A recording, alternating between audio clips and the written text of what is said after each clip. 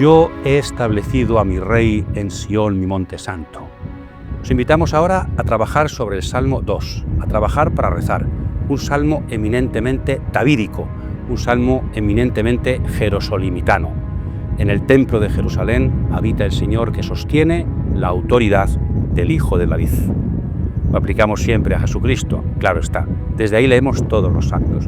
Vamos a rezar con un salmo precioso, mesiánico por antonomasia, que nos ayuda también a ver los distintos personajes que actúan en la oración. Se dan cita muchas personas a la hora de rezar. Salmo 2, Salmo de Jerusalén, Salmo de David. Bienvenidos.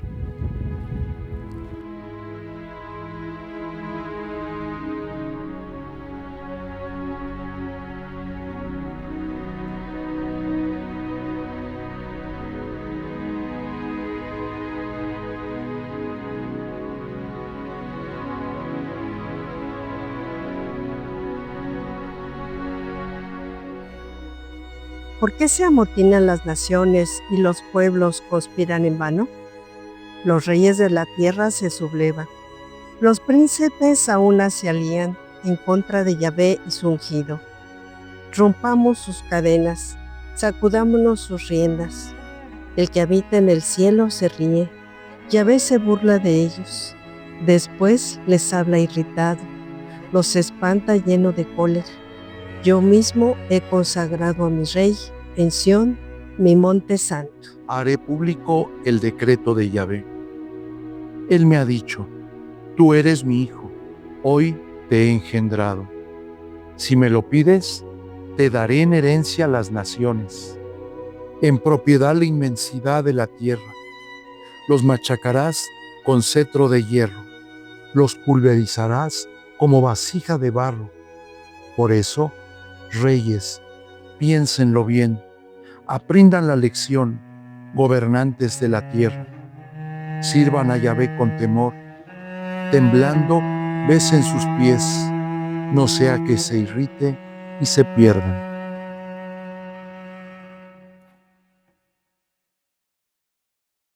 Esta semana entonces os invitamos a rezar con el Salmo 2.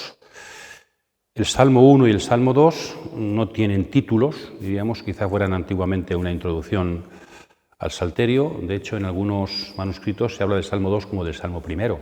Quizá iban juntos, quizá el primero se añadió después. El caso es que tiene una visión, el primero en sentido sapiencial, el segundo en sentido mesiánico, porque es David. No olvidéis que David, según la tradición, es el autor de los salmos. El Salmo segundo nos hace leer todo el Salterio en clave davídica, en clave mesiánica, en clave desde el Rey. Lo único que tenemos que hacer, lo que se suele hacer, es cuál es el género literario de este salmo, del Salmo 2. Y todo el mundo acepta, es uno de los casos típicos, que es un salmo de realeza, los salmos reales, ¿no?, que tienen que ver con el Rey, y que no se caracterizan sobre todo por su forma literaria, porque hay muchas, sino por el tema del Rey, ¿verdad? Otros salmos de esta misma naturaleza, de este mismo género literario, que podéis leer para situarnos, Salmo 45, 72, 110, 132, etcétera, ¿no? Entonces, eso es el género literario, lo cual nos dice el tema, y que no es el único salmo, no es el único de la Biblia que tiene ese mismo tema, tiene relación con otros. Esto nos dice muy poco todavía, nos hace una primera aproximación. Ya tenemos el tema y el conjunto al que pertenece este salmo desde el tema de la realeza. Decíamos también que era importante lo del seguimiento, en este caso además se cumple la acolucía. El Salmo 2 va después del Salmo 1 y antes del Salmo 3. El Salmo, además hay algunas correspondencias, palabras. El Salmo 1 comienza con una bienaventuranza, dichosos, y el Salmo 2, seguramente el editor de los Salmos ha puesto también dichosos para unir ambos. También el verbo meditar también aparece en los dos. Tienen bastantes parecidos, lo cual significa que se han intentado relacionar hasta literariamente, y de hecho podemos decir que el Salmo 2 es un caso particular del Salmo 1. El Salmo 1 habla del justo frente a los malvados, ¿no?, que no hay que juntarse con ellos, que no son nada, y aquí aparece el ungido frente a las naciones. Se corresponden el justo del Salmo 1 con el ungido, el rey del Salmo 2, y se corresponden los malvados con las naciones que se rebelan en el Salmo 2. Entonces, el Salmo 2 sería aplicar el principio general teórico de justos y malvados, principio sapiencial, al principio, diríamos, particular del rey de Israel, el rey de Jerusalén, frente a las naciones que no aceptan su autoridad. Entonces ya nos está diciendo que tenemos que leer, ya hemos rezado el Salmo 1, pues tenemos que rezar el Salmo 2 en relación con el Salmo 1. Y después, importante, lo vamos a desarrollar más adelante, la prosopología. Es quizá el salmo más prosopológico de la Biblia. Habla un yo en el salmo, el yo del salmista, el poeta, el Espíritu Santo, quien queramos, el yo del poeta, y da la palabra a los pueblos que se rebelan, después da la palabra a Dios, después da la palabra al rey, que a su vez da la palabra al cuadrado, diríamos, da la palabra también a Dios. Y al final acaba hablando de nuevo el poeta a los pueblos, en segunda persona. Entonces aparecen muchos personajes, muchos prosopoi en este salmo. Es importante seguir quién está hablando en el salmo. Luego también para la aplicación, ¿no? Importante esto. De alguna forma, ya diremos, la oración es darle voz. En la intimidad de mi relación con Dios, darle voz a muchos personajes que actúan en mi vida. Escuchar la voz de otros. Bien, y también para entender este salmo, lo hemos leído, leedlo despacio, antes de nada, hay que tener como trasfondo los tratados de vasallaje de la antigüedad. No solamente había reyes sobre naciones, sino que también había reyes que tenían bajo su dominio a otros reyes. El imperio asirio, Nabucodonosor, Egipto. Tenían, por ejemplo, Egipto en las épocas de Tel el Amarna, en el siglo XIV a.C., el faraón era soberano de reyes cananeos que gobernaban en ciudades-estado. Entonces tenía una autoridad sobre ellos, que tenían una autoridad delegada sobre los súbditos. Los súbditos de Jerusalén, de Megido, eran súbditos del faraón a través del rey de Jerusalén, el rey de Megido. Entonces, tratados de vasallaje, el principio de vasallaje. Tenemos en la Biblia, aparte del Antiguo Oriente, Amarna, algunos otros ejemplos, José, que es también visir de Egipto, autoridad delegada por parte del faraón. Jeremías 27 es un caso interesante, pero al revés, porque aquí todo está supeditado no al rey de Jerusalén, sino al rey de Jerusalén y hasta las bestias del campo y supeditadas a Nabucodonosor.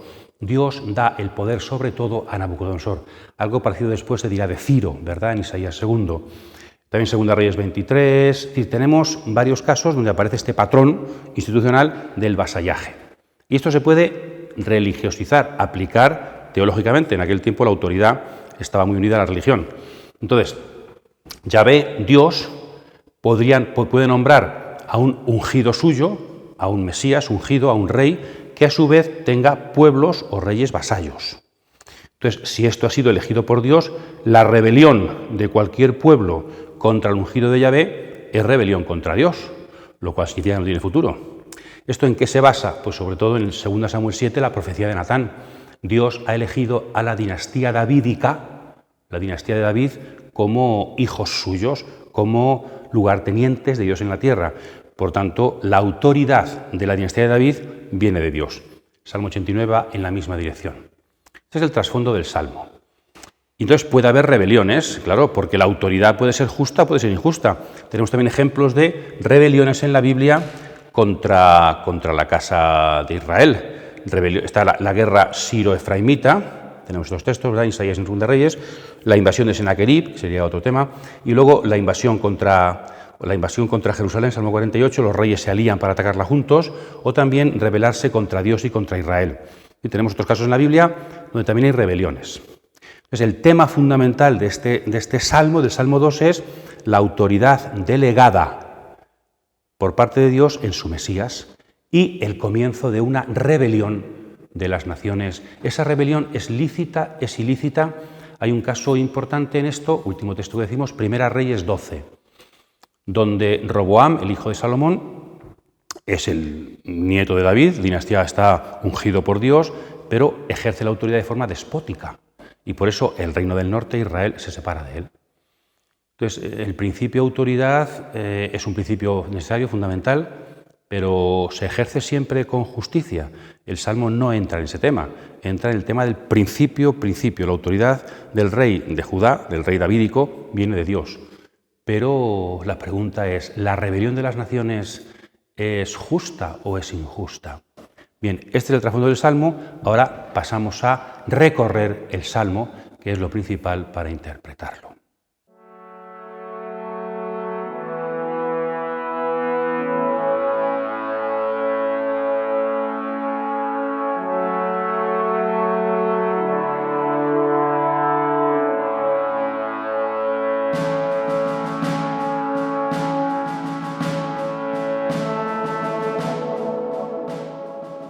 主に向かって怒り狂うとはなんと愚かな国々でしょう。神を出し抜こうとするとはなんと身の程知らずな人々でしょう。地上の王たちが相集い、主と主に油注がれた野への反逆を目論んでいます。彼らは言います。さあ、神の鎖を断ち切ろう。神から解放されようではないか。Recorramos, por tanto, el Salmo, que es interpretarlo. Todo lo anterior, todas las teorías, todos los principios son introducciones, pero hay que recorrer el Salmo. Empieza hablando el salmista, diríamos con la retórica antigua, in media res, sin introducción, sin nada, sino con una pregunta, ¿por qué se amotinan las naciones? Hay un motín, una reflexión sobre él. El poeta, el liturgo, reflexiona. ¿Por qué se amotinan las naciones? Aparecen 4 verbos. Se amotinan, conspiran, se sublevan, se alían. 4 verbos para subrayar, para describir lo que está sucediendo, un motín, una rebelión. Hay una descripción de lo que está pasando por parte del poeta y después, descripción, se le da voz a las naciones en el versículo 3. Rompamos sus cadenas, sacudamos sus riendas. 4 verbos que expresan de parte del autor, interpretan la rebelión y luego se da voz a esa rebelión. Ya desde el principio, ¿cómo se está interpretando esa rebelión? Es una rebelión en vano. No merece la pena lo que están haciendo. ¿Por qué? ¿Por qué es en vano? Por el contra quién se están rebelando. Se están rebelando contra Yahvé y su ungido, su Mesías, literalmente en hebreo. El Mesías se aplicaba sobre todo al rey, también se aplicaba al profeta, Isaías 61, también se aplica al sacerdote, y en el futuro, cuando ya no hay rey, se aplica al futuro rey o al futuro profeta o al futuro sacerdote, sobre todo al rey, ¿no? Mesías significa un rey ungido, pero posteriormente en textos posteriores de la Biblia, ya cerca del Nuevo Testamento, va a significar el futuro rey. Pero aquí todavía, en principio, ya veremos después esto, pero se aplicaría al rey que vive en Jerusalén, de parte de Dios. Entonces, rebelarse contra el ungido de Dios es rebelarse contra Dios, porque Él es quien sostiene su autoridad. Eso desde el principio ya esto está en vano. Claro, la pregunta es si ese grito de liberación, ese grito de independencia, no se nos dice si es justo o es injusto. En principio es vano y no está bien porque es rebelarse contra Dios. Claro, contra Dios no podemos rebelarnos porque Dios siempre lleva razón. Pero ¿el ungido de Dios siempre lleva razón? Esta pregunta se le podría hacer al Salmo, ¿no? Y el Salmo no entra en ese tema. Hemos puesto antes el ejemplo de Roboam, que fue un rey vano y estúpido, un rey necio y que consiguió la división de Israel. Entonces, claro, toda autoridad davídica está sostenida por Dios. Aquí se quiere subrayar esto. Claro, por otra parte, no queramos que un salmo nos lo diga todo. El Salmo 2 comienza la primera parte y todo el Salterio. El Salmo 72 termina la segunda parte del Salterio. En el Salmo 72 y el 45 un poco también se nos habla del contenido de la monarquía, del contenido de la realeza, cómo hay que defender a los pobres, estar al lado del que sufre. Aquí no se habla del contenido del ungido, sino del principio de autoridad. Y hay que leer este salmo en relación con otros salmos. El principio de autoridad es correcto, hay que defenderlo, pero habrá veces en que si el que ejerce la autoridad no cumple con su obligación, es decir, hay que leerse otros textos. Entonces, esto es verdad, 100% verdad, y lo que el Salmo quiere decirnos es 100% verdad, pero hay que tenerlo en relación con otros textos, porque a veces esta verdad puede pervertirse, puede tergiversarse, pero el Salmo no entra en esos casos. Quiere subrayar que Dios sostiene a su ungido. 天におられる神は彼らの虚しい計画を聞いて笑います。それから激しい怒りを燃やして叱りつけ、彼らを恐れおののかせます。主は言われます。これが私の選んだ王だ。私は彼を私の聖なる都エルサレムで即位された。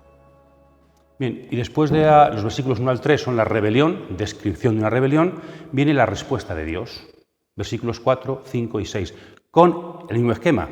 4 verbos con los que se describe la acción de Dios y después se le da la voz a Dios, como antes. El salmista está muy bien construido. 4 verbos para describir la acción de los rebeldes y se le da también voz, la prosopología, ¿verdad? Dios es aquel que se sienta en el cielo. Esa posición de estar, algunos traducen habita, el que se sienta en el cielo, su posición de dominio absoluto sobre todo. Es decir, cómo rebelarse contra el Creador, contra el que habita en el cielo. Y por eso su actitud es que se ríe, se burla de ellos. Quien ríe el último ríe mejor, ¿verdad? Esa burla, esa risa, porque son vanos, es decir, no son nada. Las rebeliones humanas no son nada contra Dios, y por eso esa actitud de Dios, pues que ve que no tienen sentido las rebeliones. Y después, otros dos verbos, les habla, se dirige a ellos irritado y los espanta con su cólera. Cólera es nariz, ¿verdad? Los hebreos son muy físicos. La responsabilidad significa la mano derecha, las entrañas significan los sentimientos, el corazón significa la interioridad, la nariz significa el enfado, ¿verdad? Y enfado que siempre tiene que ver con el fuego, ¿no? El fuego de la ira, te pone roja la nariz porque te estás enfadando con los demás. Entonces, a Dios, diríamos en un lenguaje un poquito vulgar, a Dios se le hinchan las narices, que decimos, eso es base hebrea completamente, y les habla con esa ira, ¿verdad? Ira porque no viene a cuento, porque no tiene sentido la rebelión. ¿Y qué les dice? Yo mismo he consagrado a mi rey en Sión, mi monte santo. Yo, mi rey, mi monte. Aparece subrayado el yo. Dios está comprometido con el rey que habita en Jerusalén, el monte santo elegido por Dios. Por tanto, es rebelarse contra Dios. Es decir, hay que ver un poquito el trasfondo de las cosas, el trasfondo religioso de las cosas. Cuando algo no entendemos, cuando algo no... Está Dios detrás, Dios se implica en la elección de su ungido. Y por eso la rebelión contra el ungido es rebelión contra Dios. Estamos hablando, por tanto, de un rey que vive en Jerusalén. Esto se puede aplicar a los reyes del sur. Seguramente a David tampoco, porque en la época de David todavía el monte santo, el templo no está construido. Esto podría aplicarse después de Salomón, con la construcción del templo en el monte Sión. Y tampoco se podría aplicar seguramente a los reyes del norte, porque no son de la dinastía davídica y no gobiernan desde Jerusalén. Entonces estamos pensando en un rey, sucesor de David, en el reino del sur, que reina desde Jerusalén.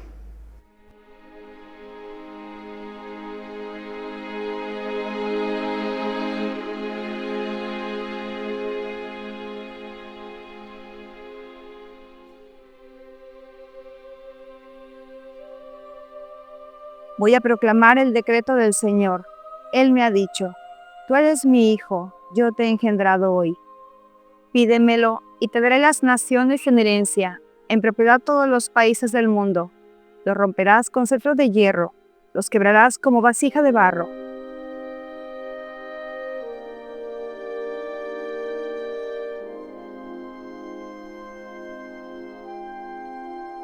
Seguimos recorriendo el Salmo. Después de introducirse a los rebeldes y hablar, a Dios introducido y hablar, ahora sin introducción, el salmista no nos dice quién va a hablar, irrumpe la voz del rey. Versículos 7, 8 y 9. ¿Por qué nos introduce al rey y se introducía a Dios ya? ¿Será que se supone que el rey es el mismo que el salmista? Porque los salmos son de David. Entonces, en el fondo son dos personajes distintos, pero el salmista, liturgo, y el rey, David. Pero también se podrían unir e identificar, porque los salmos se atribuyen a David. Por eso no necesitaría esta parte de introducción. Haré público el decreto de Yahvé.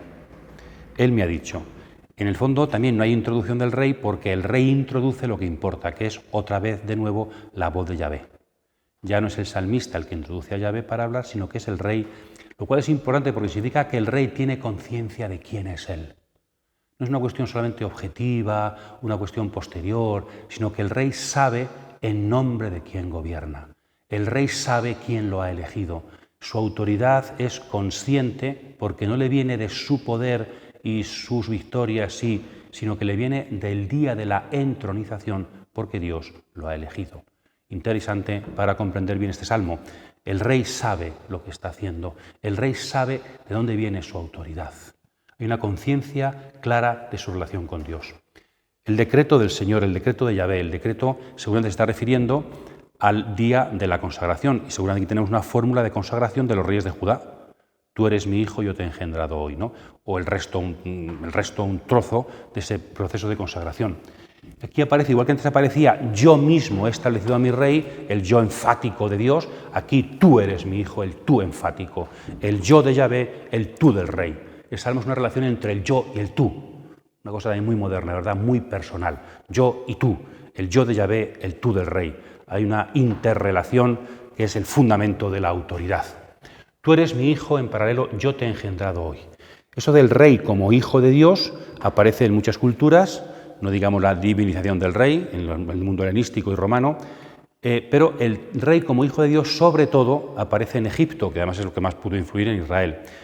Hatshepsut, por ejemplo, una mujer que llegó a ser faraona, ¿verdad? Y su sobrino Tutmosis III, tiene muy claro que son hijos del rey, hijos de Dios, pero hijos físicos de Dios.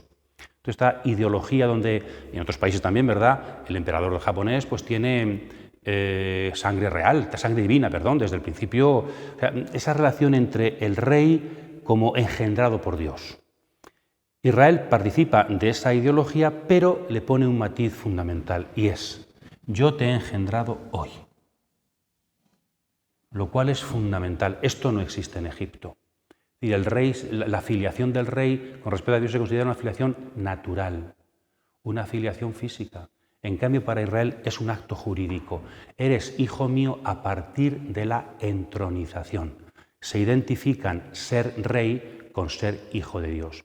Por lo tanto, eres hijo no en tanto en cuanto existes, eres hijo mío en tanto en cuanto eres rey. Es decir, hijo significa mi representante, que es una relación muy íntima, muy de padre-hijo, pero es un acto jurídico. Hay una desmitologización de la consideración egipcia de la realeza.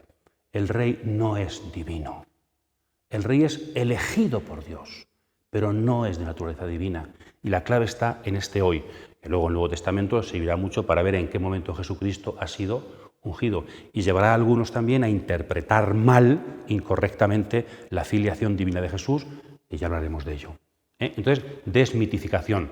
En Israel, el que es hijo de Dios fundamentalmente es el pueblo. De Egipto llamé a mi hijo, ¿verdad? Oseas 11, muchos otros textos. Es el pueblo, pero también el sabio, Sabiduría 2, y al final, el eclesiástico, aparece el individuo también como hijo de Dios. Bueno, pues también el rey aparece como hijo de Dios, pero con este sentido. Es una filiación jurídica, una filiación misionera. Filiación y misión. Eres mi representante. Un representante que no es solamente una cuestión de firma de papeles, sino que es una cuestión personal. Por supuesto, eres mi representante personal. Por eso se utiliza el hijo. Igual que el sabio, cuando enseña a sus discípulos, hijo mío, veíamos los proverbios, ¿verdad? No es que el discípulo sea hijo del sabio, pero una relación tan íntima que lo considera su hijo. Una relación tan íntima que Dios considera hijo al rey y lo representa personalmente, pero desmitificándolo, fundamental. Eso es algo lo más importante del Salmo. Y este versículo, el versículo 7, va a ser el más utilizado para aplicarlo, veremos, al Nuevo Testamento, a la figura de Jesús, al Mesías. Y le dice, pídemelo, te daré lo que quieras. Y hay en herencia las naciones, como posesión los confines de la tierra. Es decir, si Dios le dio a Abraham la tierra de Canaán, aquí al rey le da todo. Es un dominio universal, lo cual es hiperbólico, exagerado, si se aplica a un rey histórico. Ningún rey de Jerusalén ha llegado a esto. Por eso hay gente que piensa que el sentido del Salmo es desde el principio mesiánico. Ya veremos. Esto de la petición tiene que ver con Salomón en el sueño de Gabaón, 1 Reyes 3, pídeme lo que quieras. Y Salomón pidió sabiduría.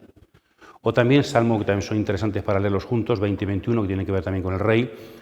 Pues el rey le pide a Dios, ¿no? Le pide ayuda, le pide... ¿Qué se le pide a Dios? Pues aquí estoy dispuesto a darte todo. Como cuando en el reina Esther, ¿verdad? El rey Asuero, pídeme lo que quieras, aunque sea la mitad de mi reino.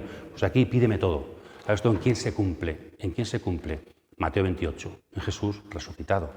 Es sencillamente una hipérbole en este caso, ¿no? Un gobierno universal, ¿quién lo ha tenido? ¿Y qué tendrás que hacer con las naciones que vas a gobernar? Dice, las vas a machacar, ¿verdad? Los machacarás con cetro de hierro, los pulverizarás como vasija de barro, como loza. El texto hebreo dice machacar, pero la traducción griega dice pastorear. ¿Cuál es más original? Queda mucho más bonito. El pastorear, ¿verdad? Que luego también en Miqueas se dice que el Mesías pastoreará. La imagen del pastor aplicado al rey, muy típico en la Biblia y en el Antiguo Oriente. Es preferible espiritualmente esta traducción, la de la Biblia griega, Pero es verdad que en paralelo con el verso siguiente, los pulverizarás. Aquí el contexto es más bien de violencia, de dominio, o sea, se quiere exagerar la autoridad del rey. Entonces, seguramente el texto original es el texto masorético, el texto hebreo, ¿verdad? Y bueno, pues está hablando de ese dominio exagerado del rey sobre el cetro de hierro. Esto luego se aplicará en Apocalipsis a Jesús resucitado contra el mal, ¿verdad? Subrayar de forma exagerada la autoridad del Mesías. El jarro de loza, las vasijas de barro nos recuerdan a Jeremías 19 y también, hemos hablado aquí alguna vez en la historia, a los textos de execración de Egipto. En algunas vasijas o jarros se ponía el nombre de una ciudad enemiga o de un rey enemigo y luego se lanzaba contra el suelo y se rompía. Y ahora la arqueología ha encontrado trozos rotos con nombres escritos de reyes extranjeros. Es un gesto mágico que le suceda a este rey escrito aquí lo que a este jarro de loza. De alguna forma esa práctica está aquí un poquito debajo, ¿no? Es decir, el rey puede hacer con los países lo que se puede hacer con un jarro de loza. Entonces, el subrayado en la autoridad del rey que proviene de Dios, de forma exagerada para que sea aceptada.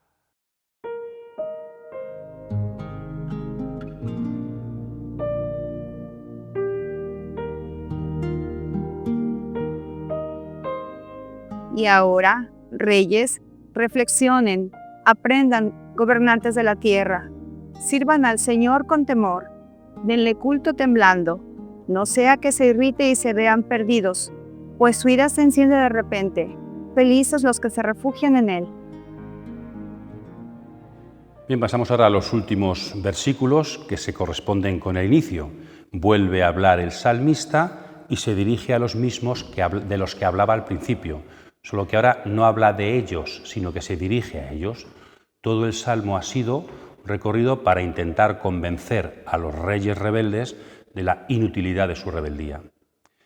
Igual que empezó con 4 verbos definiendo lo que era su rebelión, ahora con 4 verbos intenta decirles pues que se sometan, ¿no? Esa correspondencia perfecta entre ambos. El Salmo, como veis, no es un recorrido cronológico, primero, segundo, tercero, sino que comienza en el presente una rebelión y acaba en el presente, no os rebeléis. Y entre medias del Salmo se va al pasado, el rey que fue ungido por Dios, ¿no? Entonces, el orden no es cronológico, sino que el orden es lógico. Para poder tener un mensaje en el presente, hemos acudido al pasado y hemos acudido al cielo para poder solucionar los temas de la tierra. Entonces, se vuelve al inicio del Salmo y se vuelve al presente del Salmo. Y la resolución queda abierta, queda fuera del Salmo. ¿Sirvió para algo? ¿Los rebeldes dejaron de rebelarse? No lo sabemos. ¿El salmista consiguió lo que pretende? No lo sabemos, pero sí ha quedado este salmo como un edificio, un monumento a la autoridad del Mesías, ciertamente. Al final dice, no sea que su cólera de nuevo, ¿verdad? La cólera, el fuego de su cólera, la nariz y el fuego, se inflama en un instante. No os perdáis, es una referencia al Salmo 1, ¿verdad? El camino de los injustos se pierde. Vosotros, las naciones, se puede también perder vuestro camino. La referencia que decíamos, ¿verdad?, el Salmo. Y luego también, para que no acabe en negativo, hay una última frase, quizá añadida por el editor, dichoso quien se acoge a él, a Yahvé. Es una forma de acabar en positivo y también de volver a relacionar el Salmo 2 con el Salmo 1. El Salmo 1 comenzó con dichoso, el Salmo 2, cerrándolo, una inclusión, ¿verdad?, termina con dichoso. Es de dichosos no estar con los impíos, es una bienaventuranza de dichosos someterse al poder de Yahvé. Bien, con esto recorremos el Salmo, precioso, y vemos cuál es el sentido. Ahora, la pregunta que nos tenemos que hacer ahora es, ¿podemos identificar el momento de esta rebelión, identificar al rey? Y después, ¿qué lectura se hizo en el Nuevo Testamento de este Salmo? ¿Y qué lectura podemos hacer nosotros para rezar con el Salmo en nuestro presente?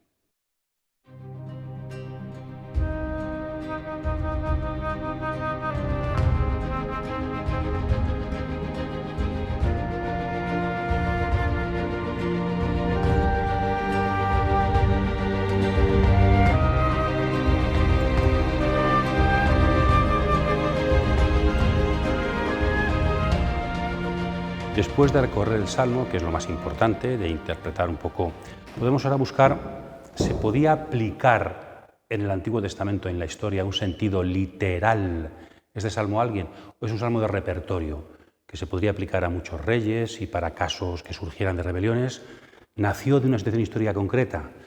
No lo sabemos. Hay fundamentalmente 3 casos. Me acuerdo siempre del padre Shekel, ya que en paz descanse, cuando nos decía mucho que una cosa es interpretar un salmo, un texto, otra cosa es identificar. El que no sepamos a quién se refiere explícitamente no significa que no sepamos interpretarlo. La identificación es un paso, y que a veces no el más importante, de la interpretación. De hecho, no saber a quién se refiere, como el 4.º canto del siervo, ¿verdad? Isaías 53, hace posible que después se aplique a Jesucristo perfectamente. Bueno, ¿se podría aplicar a alguien? Bueno, podríamos aplicarlo a David o Salomón. De hecho, al estar puesto aquí en los Salmos, se supone que es David el que habla, aunque sea simbólicamente. Pero claro, David y sobre todo Salomón, por lo que decíamos antes del Monte Santo, en tiempo de David, aún no se llama Monte Santo, no hay templo, ¿no? Es más bien una ideología que aparece después del templo. Entonces, David o Salomón, pero claro, hay tantas hipérboles. El gobernar, David tuvo vasallos, según la Biblia, pero no tantos. Pero lo podemos entender como hipérbole. Se exagera los vasallajes que tuvo David y entonces se intentan definir y afianzar ese ser David, señor de vasallos. También podría aplicarse a otro rey de Judá posterior a David, hasta la época del exilio, 587. Tenemos el mismo problema. Seguramente el versículo 7 es un rito de entronización que sí se aplica a muchos, pero esta rebelión, este darle todo en herencia a las naciones, es muy difícil esa hipérbole que se aplique a un rey de Judá, siempre y cuando eso, si lo entendemos como hipérbole, pues se podría aplicar de forma sencilla a todo rey que tuviera. Algunos piensan en la guerra siro-efraimita, cuando Siria y Efraín, el reino del norte, invadieron Jerusalén en el siglo VIII a.C., ya hablamos aquí en la historia, ¿verdad?, de ello, y no fueron capaces de conquistar Jerusalén porque allí estaba el rey descendiente de David que Dios había elegido. A raíz de esa guerra surgió este salmo, no lo sabemos. Y otra posibilidad, dicen algunos autores, es que sea un salmo mesiánico de nacimiento, es decir, de origen, literalmente, porque es verdad que en estos casos se refiere a quien se refiera, la tradición judía y después cristiana aplicó esto, reinterpretó esto desde el futuro Mesías. Eso está claro. Que ha habido una reinterpretación del salmo en sentido mesiánico es claro. La pregunta es, ¿puede ser que el salmo ya naciera mesiánico y no se refiere literalmente a ningún rey, sino que se refiere literalmente a un futuro Mesías y de las exageraciones? Hay mucha gente que piensa esto. Y tenemos otros textos proféticos, casi todos añadidos posteriormente a los profetas, que hablan en la misma dirección. Entonces puede ser que se componga un salmo pensando en un ideal futuro donde el ungido de David, el Mesías, ya no es ungido, el Mesías, en sentido amplio de la palabra, pues vendrá a reinar en nombre de Dios sobre todas las naciones. Bien, ahí, insisto, aunque no sepamos la interpretación exacta, sí que podemos comprender perfectamente este salmo. Y luego la Iglesia, el Nuevo Testamento lo aplicó mucho a Jesús. Este y el Salmo 110 son seguramente los salmos más aplicados a Jesucristo. Por sobre todo el versículo 7, ¿no? Tú eres mi hijo, yo te he engendrado hoy. Aquí tenemos los textos principales. El primero se refiere a la primera parte del Salmo, la rebelión, la conspiración de las naciones, aplicado en una preciosa lección divina, ya decíamos en la introducción a los Salmos, aplicado a Jesús, porque Pilatos y Herodes, pagano y rey judío, tetrarca judío, se alían contra Jesús y luego eso redunda en una persecución de la Iglesia. Entonces, leyendo este salmo en clave cristológica, la Iglesia encuentra fuerzas para tener valentía en la persecución. Texto precioso que desde la palabra de Dios, interpretada desde Cristo, lo aplicamos a nuestra situación histórica. ¿Verdad? 3 dimensiones: palabra de Dios, lectura cristológica y aplicación a nuestra historia. Después, el hoy te he engendrado, la literatura sobre todo de San Lucas. En Hechos 13, San Pablo lo aplica a la resurrección. Ese hoy sería cuando es Jesucristo constituido Mesías. ¿Cuándo se cumple este salmo de Jesús? En la resurrección. En cambio, en Lucas 3, en el bautismo, se dice literalmente este salmo aplicado a Jesús. Entonces, ¿cuándo es el hoy mesiánico de Jesús? ¿El bautismo o la resurrección? El mismo autor. También, no de forma explícita, sino más implícita, en Lucas 1, 32-35, parece referirse a la encarnación. El que va a nacer de María es hijo de Dios. Por lo tanto, ¿cuándo es Jesucristo constituido Mesías? ¿En el nacimiento, en el bautismo o en la resurrección? ¿O es un proceso? Y tenemos que tener cuidado porque lo que se está insistiendo es cuándo es constituido Jesús Mesías. En esto el Antiguo Testamento no está suficientemente preparado para comprender del todo a Jesucristo. Hijo de Dios en el Salmo, hemos dicho hoy, significa un título, significa una función. Entonces se puede aplicar a Jesús el Salmo 2 como función mesiánica, pero la Iglesia piensa que Jesucristo no es solamente Hijo de Dios en el sentido del Salmo 2, sino que es Hijo eterno de Dios que se encarna. Entonces hay que distinguir entre el título Hijo de Dios del Antiguo Testamento y el título Hijo de Dios del Nuevo Testamento, que ya se añade la experiencia filial de Jesús. Por eso a veces en la cristología es más fuerte el título Hijo que el título Hijo de Dios, porque a veces el título Hijo de Dios es un título veterotestamentario que significa rey, ungido, paralelo, sinónimo de Mesías. Entonces, para la Iglesia, Jesucristo no es solo Hijo de Dios en sentido mesiánico, sino que es Hijo de Dios en sentido eterno, natural, verdadero. Entonces, Jesucristo es engendrado por Dios desde la eternidad y en cuanto Mesías es constituido Mesías en ese hoy, que sobre todo está marcado por el bautismo y la resurrección. Entonces es muy importante que lo entendamos bien, ¿de acuerdo? El Antiguo Testamento nos ayuda, pero con solo el Antiguo Testamento no podemos entender del todo a Cristo. Acordaos de Marcos 12. Esa idea de Mesías que tenéis como hijo de David es insuficiente, dice Jesús, porque el Mesías es Señor de David. También tiene que cambiar un poquito los textos, los conceptos del Antiguo Testamento ayudan, pero hay que ampliarlos para que quepa un poco el misterio de Jesús. Jesucristo es eternamente Hijo de Dios, se encarna y es ungido como Mesías en su humanidad para ejercer una misión en nombre de Dios. En Hebreos también se cita este salmo varias veces y aquí se subraya más que el momento de la unción, es Hijo.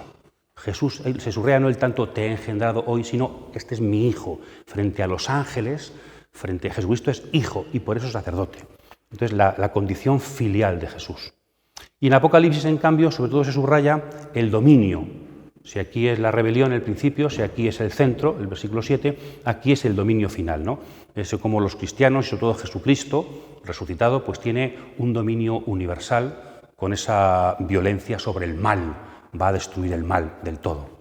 Esto es el Apocalipsis también que se sirve en este salmo. Claro, para entenderlo del todo, siempre un texto bíblico no es suficiente en sí mismo, lo he dicho antes, ¿no? Habría que leer el Salmo 45, el Salmo 72, y en el Nuevo Testamento habría que leer también cómo Jesucristo pues tiene un yugo llevadero y una carga ligera.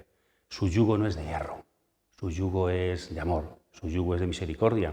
El Salmo 2 nos ayuda mucho, pero es insuficiente para entender a Jesús. O también, 1 Corintios 15, dice que el poderío de Cristo también se somete al Padre. Por supuesto, también la niego en el Salmo, porque el Rey Mesías está sometido a Dios, pues Cristo también se somete al Padre. Y aquí también creo, subrayando final, aunque no se cite el Salmo, llama la atención que en un libro dedicado a David, el rey, lo primero que se subraya, de forma a veces un poquito exagerada, es la autoridad. No tanto en qué consiste ser rey, sino quién elige para ser rey, de dónde viene el principio autoridad. Bueno, pues en Marcos 1, el primer milagro de Jesús subraya la autoridad de Jesús, la importancia de la autoridad. No se dice en qué consiste su mensaje, en qué consiste el reino, sino cómo anunciaba el reino, con autoridad, porque es Hijo. Salmo, ¿verdad?, de fondo. Y también en Mateo 28, Jesucristo resucitado recibe toda autoridad. Pero resucitado, cuando el diablo le prometió autoridad al principio, Mateo 4, dijo, no quiero poder. Voy a ejercer un ministerio sin poder. Y al final recibe la autoridad absoluta para que la Iglesia ejerza su misión desde la autoridad de Jesús. Entonces, la importancia de la autoridad del Rey aplicada a Jesús. Y para finalizar esta aplicación a Jesús, podríamos decir, yo creo, esa pregunta que nos queda, ¿a quién se refiere el Salmo? No estamos seguros. ¿No es un poco exagerado el Salmo? Sí. ¿Es un poco peligroso porque es un principio de autoridad sin matices? Que a lo mejor sí. Por eso yo creo que este salmo directamente no solo se puede aplicar a Jesús, sino que el único a quien se puede aplicar de forma real es a Jesús. Primero porque es el único que tiene dominio eterno, dominio absoluto, Mateo 28, y también es el único Hijo de Dios real. y también porque es el único en quien la autoridad no corre peligro. Luego aplicar este salmo a otros reyes, a otras autoridades también en la Iglesia, se puede, pero siempre con discernimiento, siempre mirando a Jesús al pie de la cruz, porque no hay mayor autoridad que servir, no hay mayor amor que dar la vida por los amigos. Entonces, este salmo es un salmo perfectamente aplicable a Jesús y desde Jesús podremos después entenderlo aplicado a la autoridad en el mundo, en la Iglesia, con matices, siempre a los pies de Cristo crucificado y resucitado.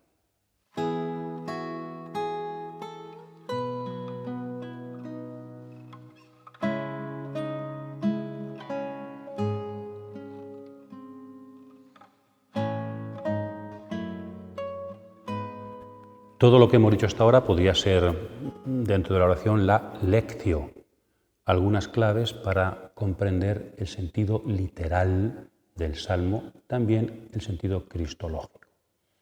Ahora os invitamos a pasar, es una cosa personal, a la meditación. ¿Qué me dice a mí Dios? No el Salmo, sino Dios a través del Salmo en este momento actual de mi vida. Este salmo ya lo recé hace 20 años, bueno, pero ¿y ahora qué te dice Dios? Entonces, quizá hay que fijarse en una palabra que es especialmente significativa para ti, o en una expresión, o en una... Esa es la cuestión, eso cada uno verá. Me ha llamado la atención esta expresión, voy a meditarla, voy a darle vueltas, voy a relacionarla con Jesús, voy a relacionarla con lo que me pasa a mí la semana pasada o estuve... Eso es, elegid qué me dice Dios a mí a través del salmo en mi situación actual. Pero os damos quizá tres claves también, pues si os sirven de aplicación a nuestra vida. Primero, como además aquí hay mucha prosopología, una primera aplicación sería yo soy el rey, ¿no? Aplicado a mí como yo, como David, Salmo 1, el Salmo 2, el Salmo 3, yo soy también de alguna forma un personaje ungido, una persona elegida por Dios, ¿no? Entonces tengo una autoridad de parte de Dios y sé quién soy. Entonces, bueno, ¿hasta qué punto la tarea eclesial que tengo que ejercer o en el mundo la estoy ejerciendo como ungido? ¿Hasta qué punto estos peligros de la autoridad que el Salmo no entra, yo estoy cayendo en ellos, ¿no? Rezar el Salmo a los pies de Jesús ungido. Yo soy ungido, pero en el fondo el ungido es Jesús. También aquí habré utilizado a veces el principio autoridad, la unción, para aprovecharme de los demás. Claro, esto es muy peligroso, ¿verdad? Solo Jesús es el ungido de verdad. Entonces, ¿hasta qué punto estoy yo viviendo con el estilo de Jesús? Mi reino no es de este mundo, decía Jesús a Pilatos, ¿verdad? ¿Hasta qué punto estoy yo viviendo mi pequeña unción, mi vocación en la Iglesia y en el mundo desde el punto de vista de Jesús?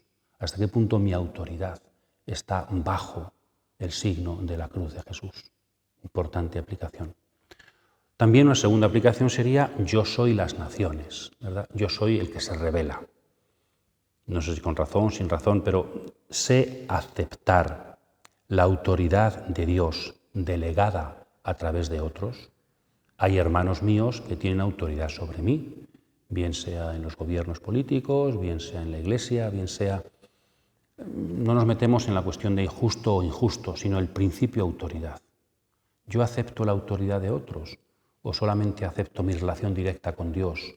Y también existe la delegación de autoridad. Dios, el protagonismo de Cristo sobre mi vida, a veces llega a través de la obediencia a los demás. Entonces también, ¿hasta qué punto también no tiene que decirme a mí el salmista, sé sensato, sométete a Dios? ¿Qué significa para mí en este momento someterme a la voluntad de Dios? ¿Qué significa ser dichoso y acogerme a Él? Sin rebeliones estúpidas. A lo mejor hay rebeliones necesarias. Cuando hay una injusticia, por supuesto que... Pero rebelarme contra Dios. ¿Existe en mi vida alguna actitud hoy que signifique en el fondo una rebelión contra Dios? Y tercera aplicación, pues yo soy el salmista, ¿no? De alguna forma, en la oración convergen distintos personajes. Dar también voz en la oración a los personajes de mi vida. ¿Qué dice Dios? ¿Qué dice el mundo? ¿Qué dicen los demás que me está influyendo? ¿Qué digo yo? También recordar el decreto de Yahvé sobre mí. Él me ha dicho, tú eres mi hijo. ¿Y quién soy yo? Dar voz a las distintas realidades de mi vida en la oración para que en la oración se aclaren las cosas, para que en la oración recuerde quién soy yo y pueda vivir desde esa unción y esa vocación. En la oración no solamente hablo yo, sino que habla la realidad y habla sobre todo Dios y me habla a mí mismo y yo hablo a los demás y eso es la oración como gesto, como acto prosopológico, como acto de diálogo interior sobre las circunstancias actuales. Bien, pues ojalá que el Señor nos ayude a rezar con este salmo. La Iglesia primitiva ya lo hizo. Os invito a leer despacio Hechos 4, ¿no? Para aplicar este salmo sobre todo a Jesús. A lo mejor no lo puedo aplicar a mí, pero lo puedo aplicar a Jesús. Yo soy de la Iglesia de Jesús.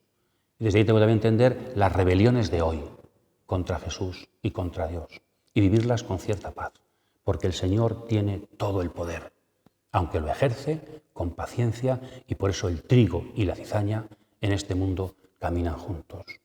Aprendemos de Jesús su yugo llevadero y su carga ligera para confiar en medio de las contrariedades de la historia. Feliz oración.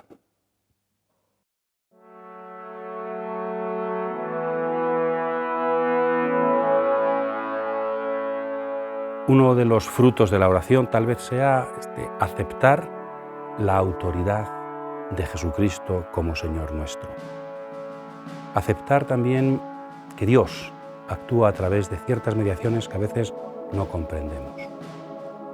La oración es sobre todo aprender a vivir a los pies de Jesucristo, a la sombra de su cariño y de su palabra.